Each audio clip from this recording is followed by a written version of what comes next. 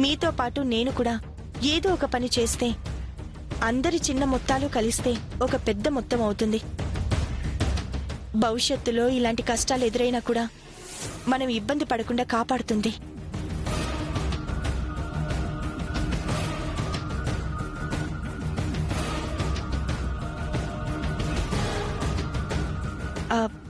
ఏమండి, మీరేమంటారు?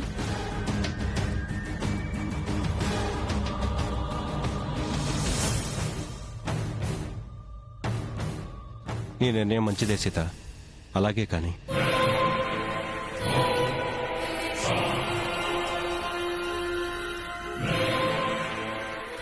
థ్యాంక్స్ అండి.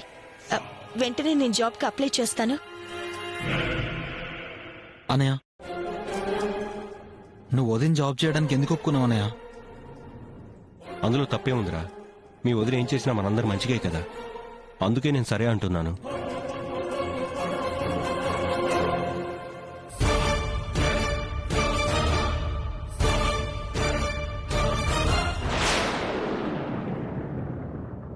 అక్క, నువ్వు చెప్పింది చెవులకి ఇంపుగానే ఉంది కానీ భవిష్యత్తు మాత్రం అంత ఆశాజనకంగా ఏమీ లేదు. నువ్వేదో అనుకుంటున్నావు కానీ నీ చదువుకి ఏమైనా కలెక్టర్ జాబ్ ఇస్తారాక? మహా అయితే 10-15 జీతాలుండే టీచర్ జాబ్ ఏదైనా ఇస్తారు. కనీసం క్లర్క్ జాబ్ వచ్చినా ఖాళీగా ఉండకుండా ఏదో ఒక పనైతే చేయొచ్చు కదా. వచ్చే శాలరీ కొంతైనా మన అవసరాలకి ఉపయోగపడుతుంది. మీరందరూ అది తెలుసుకోండి.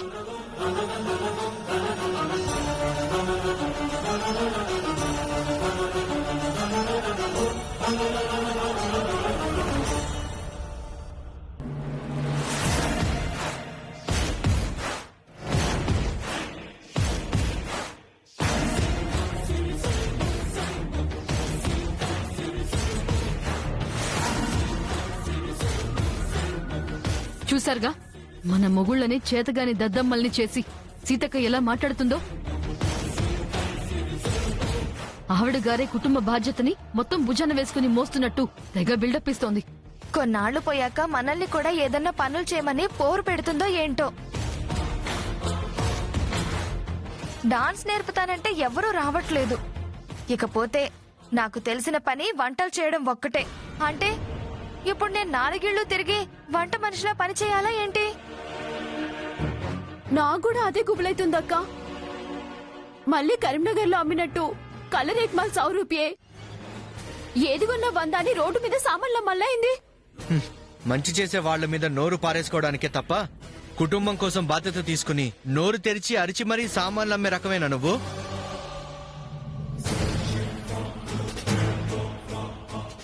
చూడు సరస్వతి, వదిన జాబ్ చేస్తాను అని చెప్పగానే నువ్వు కూడా నీకు చేతనైన పని చేస్తాను అని ఉంటే నిజంగా నేను చాలా సంతోషించేవాణ్ణి. వదిన మీ మీద పోరు పెట్టే రకమే అయితే మీ నోర్లు అడ్డమైన వాగుడు వాకుండా ఎప్పుడో మూతపడేవి. వదినేమి తన స్వార్థం కోసం జాబ్ చేయాలన్న నిర్ణయం తీసుకోలేదు దాక్షాయిని. మనందరం రోడ్డు మీద పడి దిక్కుతోచని పరిస్థితిలో ఉన్నాం. అందుకు కారణం మనం చేద్దాం అనుకున్న కరక్కాయల బిజినెస్ అన్న విషయం మర్చిపోకు. మాట అనే ముందు కొంచెం ఆలోచించుకుంటే బాగుంటుంది. పదండ్రా. వీళ్ళు జన్మలో మారరే.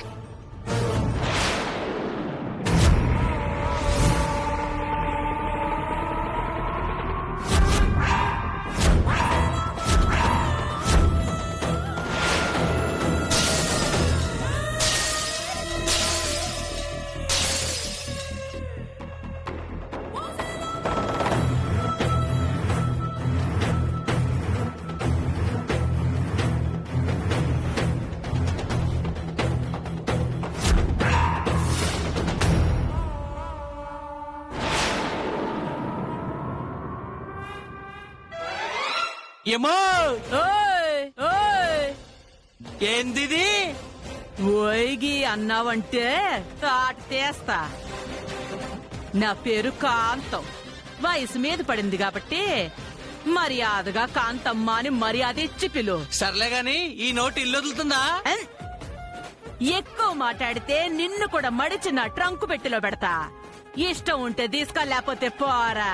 పొద్దున్నే ఏదో బేరం తగిలింది నాకు. చంపేస్తానే అనుకున్నావు. ఈ కాంతమ్మ మాటకి తట్టుకోలేక నా మొగుడే శంకరగిరి మాన్యాలు పట్టిపోయాడు. కుర్ర కుంక ఈ ఆటో వాడు లెక్క నాకు. హ.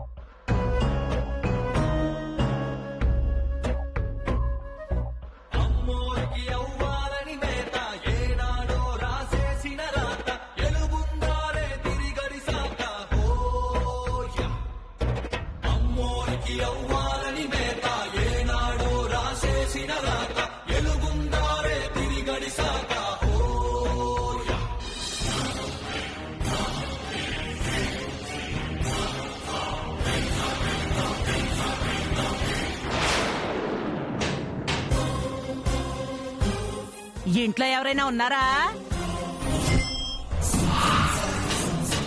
లేరా?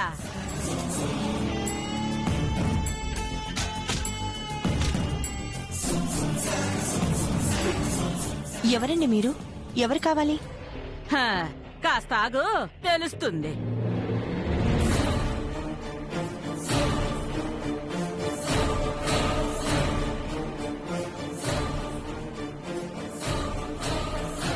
రామరాజు, పెద్దడా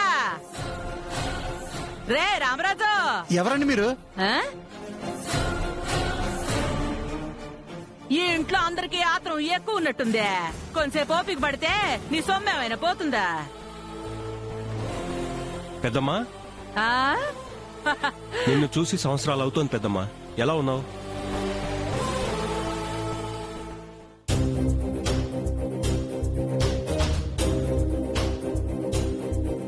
వయసు మీద పడినా ఇదిగో గుమ్ముటంలా ఇలా ఉన్నాను. కాకపోతే దారం తీసిన గాలిపటంలా ఎటు పడితే ఆడు తిరుగుతున్నాను. నేను నీకోసం చాలా ప్రయత్నాలు చేశాను పెద్దమ్మా, నీ జాడే తెలియలేదు. ఇంతకీ పెదనాన్న ఎలా ఉన్నాడు? ఇంకెక్కడి పెదనాన్న రామరాజు, నన్ను వదిలేసి దేశాలు పట్టిపోయాడు.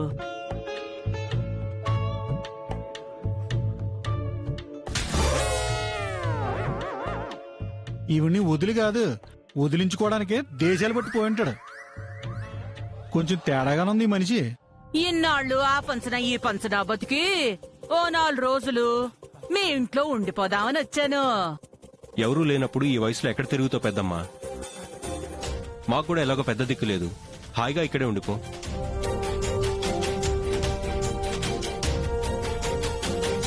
మా నాయనే మా బాబే,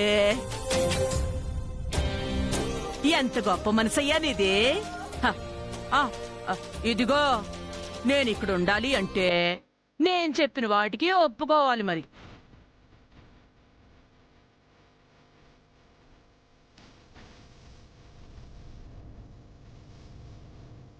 అలాగే పెద్దమ్మా. నన్ను పెద్దమ్మ అని పిలవకూడదు, అమ్మ అని మాత్రమే పిలవాలి. సరే. ముఖ్యంగా నేనున్న చోట పెద్దరికో నా చేతిలో లేకపోతే నాకు ముద్ద గొంతులో దిగదు. ఇక నీ మాటకు అడ్డు చెప్పేవాళ్ళు ఎవరున్నారు చెప్పు? అలా అన్నావు, బాగుంది.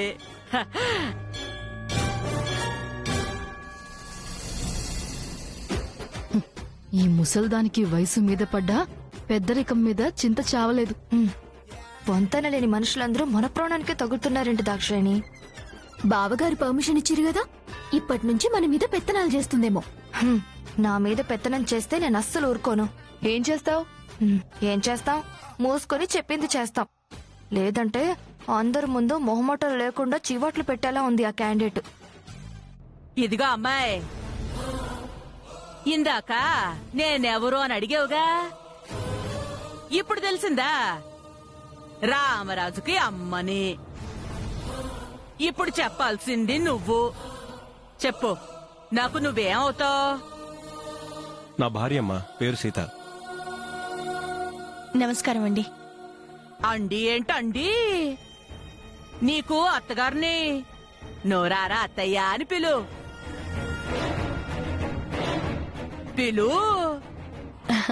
అలాగే అత్తయ్య. అది అలా అన్నావు, బాగుంది.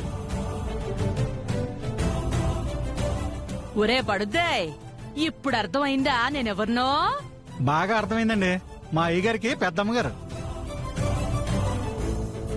రామరాజు, మీ తమ్ముళ్ళని చిన్నప్పుడు ఎప్పుడో చూశాను. చూస్తుంటే పెళ్ళాలు కూడా వచ్చినట్టున్నారు. అందర్నీ పరిచయం చేయి పెద్ద బాబు. మర్చిపోయానమ్మా, వీడు నా చిన్న తమ్ముడు, పేరు నాని. నమస్తే చాలా పెద్దమ్మా. సిగ్గు ఎక్కువ. వీడు పెద్దోడు, నమస్కారం శంకర్. అమ్మా. చాలా ఆవేశం ఎక్కువ.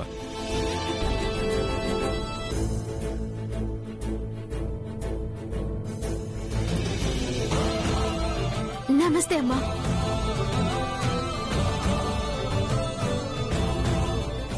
హా? మీ పెళ్లిళ్ళై చాలా కాలం అయిందనిపిస్తోంది. ఇంతదాకా ఎవరి కడుపున కాయ కాయలేదా?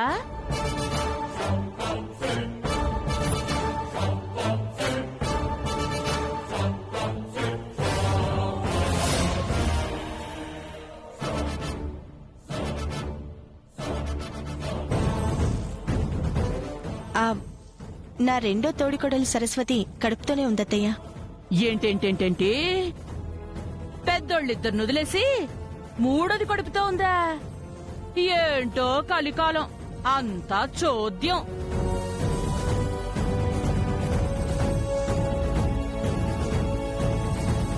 సరేగాని చూడడానికి నీటుగా ఉన్నావు. ఏం చదువుకున్నావు? బిఏ. ఏంటో నా బొంద చదువులు. రెండు ఇంగ్లీష్ అక్షరాల్ని అటు ఇటు మార్చి ఏదో పెద్ద చదువులని చెప్తారు. ఇదిగో అమ్మాయి, నా మొహానింత కాఫీ పోయకూడదు. వచ్చి చాలాసేపు అయింది. ఇప్పుడే తీసుకొస్తాను. కోడలి పిల్ల, వయసు ఎక్కువ కదా అని పంచదార తగ్గించేవు. దిట్టంగా వేసి తీసుకురా. సరే అత్తయ్య. సీత, నేను బయటికి వెళ్ళొస్తాను. అమ్మా, నువ్వు రెస్ట్ తీసుకో. అలాగే బాబు. పదనే. పెద్దమ్మా, మేము బయటికి కూడా వెళ్ళొస్తాం. వెళ్ళొస్తాం. మీరు కూడా వెళ్తున్నారా? ఆ. మంచిది. ఏవే అమ్మాయిలు, మీకు కూడా నేను అత్తయ్యనే. నన్ను బాగా చూసుకోవాలి. అలాగే అత్తయ్య. వీళ్ళేంటి తేడాగా ఉన్నారు?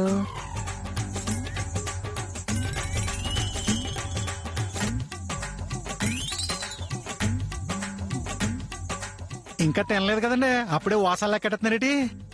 నేను లెక్క పెట్టేది వాసాలు కదరా బడవా, ఆయ్. దూలాలు. ఓహో, నా పేరు బడవా బడుద్దే కాదండి, మారుతి. ఏడ్చాలే గాని నా ట్రంక్ పెట్టే బ్యాగు తీసుకుని రూమ్ లో జాగ్రత్తగా పెట్టు. అలాగేనండి. హ్మ్. ఆ? అమ్మయ్యా, గాలిపటానికి దారం దొరికింది. హ్మ్.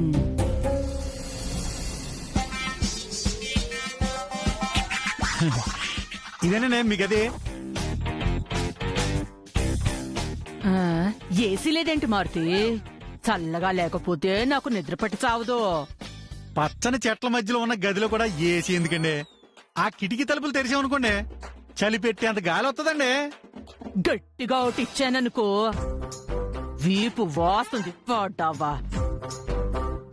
రామరాజుకి చెప్పి సాయంత్రం కల్లా ఏసీ పెట్టించి చావు. టికాణా లేదని ఇక్కడ తెస్టేసి ఏసీ లేకపోతే నిద్రపోదంట. ఏదో బిళ్ళప్పలోను ఈవిడిని. ఏంట్రా కొనుక్కుంటున్నావేంటి? ఏం లేదండి. అమ్మాయి. ఏంటత్తయ్యా? నీ పేరేం చెప్పావు? సరస్వతి. సరస్వతి. కడుపుతో ఉన్నానన్నావు. ఎన్నో నెలా? 2 కాదు కాదు 3 4 అనుకుంటా. అనుకోవడం ఏంటే నా మొహం మండ. సర్లే గాని జ్యూస్లు హార్లిక్స్లు తాగుతున్నావా? బాదం పప్పు, జీడిపప్పు, పిస్తా పప్పు తింటున్నావా? ఆ, అంటే పాలు తాగుతున్నాను, అప్పుడప్పుడు జ్యూస్ తాగుతున్నాను అత్తయ్య. బే కడుపులో బిడ్డకి ఆహారం ఏం సరిపోతుంది? బాగా పౌష్టికాహారం పడితేనే పుట్టే బిడ్డ నీలాగా అందంగా నాలాగా దృఢంగా పుడుతుంది. ఇదిగో చూడు, నేనే దగ్గరుండి నీకు పురుడు పోస్తాను, పండంటి బిడ్డ పుట్టేలా చూస్తాను. నీకెందుకు, పెద్దదాన్ని నేనున్నానుగా. నేను చెప్పినట్టు విను చాలు. సరే అత్తయ్య, మీరేం చెప్తే అది చేస్తాను. అంతకన్నా ముందు ఏదో లిస్టు చెప్పాలని చూస్తున్నట్టున్నారు. ఇంకెందుకు ఆలస్యం, చెప్పండి. చూడ్డానికి మొద్దులా ఉంటావు గానే బుర్ర మాత్రం చురుగ్గానే ఉందే. నేను చెప్పినవన్నీ గుర్తు పెట్టుకుని తీసుకురా. కానివ్వండి. 4 డజన్ల బత్తాయిలు, 4 డజన్ల, 3 డజన్ల ఆపిల్స్, అమ్మో, 5 కిలోల ద్రాక్ష, డజను దానిమ్మ, 1 కిలో హార్లిక్స్, కిలో జీడిపప్పు, కిలో బాదం పప్పు, కిలో పిస్తా పప్పు, అది కూడా కావాలి. ఇవన్నీ ఎందుకండి? ఓహో, ఏ వ్యాపకం లేదు కాబట్టి షాప్ పెట్టి అమ్ముకుంటారా ఏంటి? నోర్మయ్, నా కోడలు సరస్వతి కడుపులో ఉన్న బిడ్డకి. నాకెందుకో మీ కడుపులోకేమోనే అనుమానంగా ఉందండి. ఇంతకీ ఇవన్నీ సరస్వతమ్మ గారు కాన్పూర్ కండి? నీ మొహం, 1 వారానికి. ఈవిడ గారు గాని ముందే వచ్చుంటే తిండి పెట్టలేక అప్పుడే అయ్యగారు ఆస్తులని కరిగిపోయి. ఏంటి ఆలోచిస్తున్నావు? వెళ్ళు. అలాగేనండి. అమ్మ సరస్వతే, నీ కష్ట సుఖాలు చూసుకోవడానికి నేనున్నాను కదమ్మా. నేను కొద్దిసేపు నడుం వాలుస్తాను. కడుపుతో ఉన్నావు కదమ్మా, నువ్వు కూడా వెళ్ళి రెస్ట్ తీసుకో. అలాగే అత్తయ్య. పొమ్మ. అమ్మయ్యా.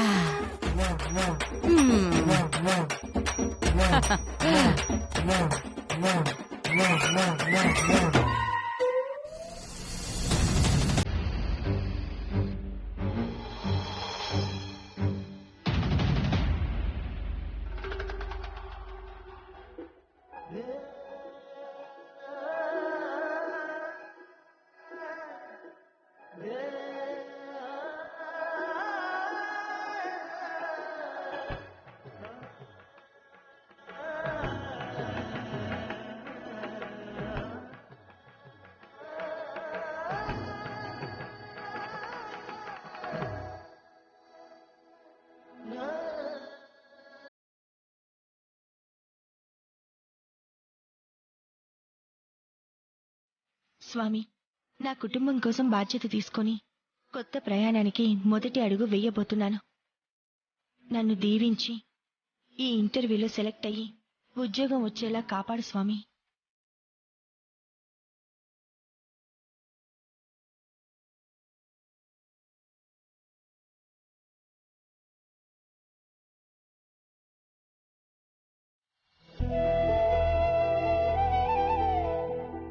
All the best Sita.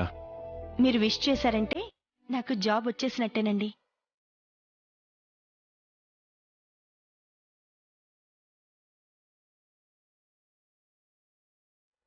మొహాలు అలా పెట్టారేంటి?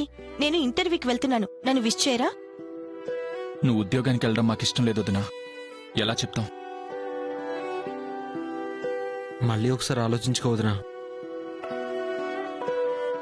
నీ నిర్ణయం మార్చుకోవద్దునా, ప్లీజ్ వదినా. నేనేమైనా బార్డర్లో యుద్ధం చేయడానికి వెళ్తున్నానా? మన ఫ్యామిలీ కోసం ఉద్యోగం చేయడానికి వెళ్తున్నాను. మంచి పనికి వెళ్లేటప్పుడు ఇలా అడ్డుపడకూడదు. నాకు ఆల్ ది బెస్ట్ చెప్పండి. ఆల్ ది బెస్ట్ వదినా. గుడ్ లక్ వదినా. బెస్ట్ ఆఫ్ లక్ వదినా. Thank you. మీరేంటి అలా నిలబడి చూస్తున్నారు? మీరు చెప్పరా ఆల్ ది బెస్ట్? మన చుట్టుపక్కల ఊళ్ళలోనే ఎవరికీ లేనంత పెద్ద ఉద్యోగం రావాలక్క. నీకొచ్చే జీతంతో సంవత్సరం తిరిగేలోపు మళ్ళీ మనమందరం ఎప్పట్లాగే సెటిల్ అయిపోవాలక్కా. నీకు ఎండి పోస్ట్ రావాలక్క. మీరు కొంచెం వెటకారం జోడించి విష్ చేసినా కూడా నేను మీ అభిమానాన్ని మాత్రమే తీసుకుంటాను.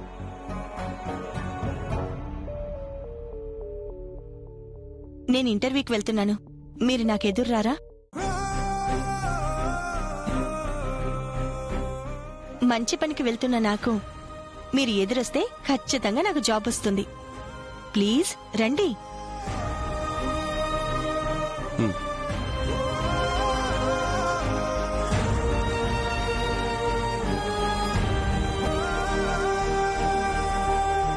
వెళ్ళొస్తానండి. అలాగే.